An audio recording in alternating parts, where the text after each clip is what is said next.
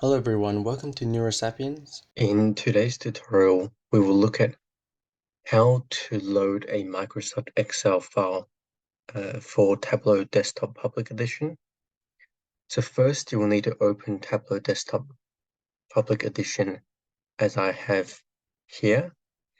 And then once that is opened in the landing page, to load a Microsoft Excel file in Tableau, you can either click on the option Microsoft Excel from the left panel.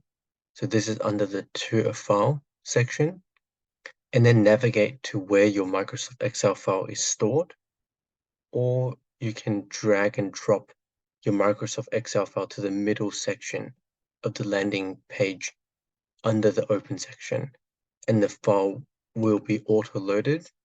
So as I'm doing here, if I drag my CSV file to the Open section, Tableau would be processing that request, and then my data set here will be loaded for the first time.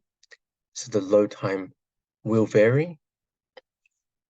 We'll let Tableau run to read in this file, and now it's loaded, and my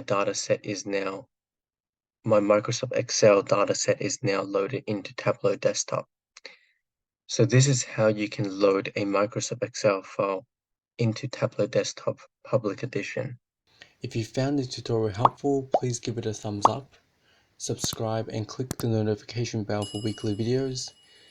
Please share the video with anyone who you think would benefit from the content, and comment below what topics you would like to learn.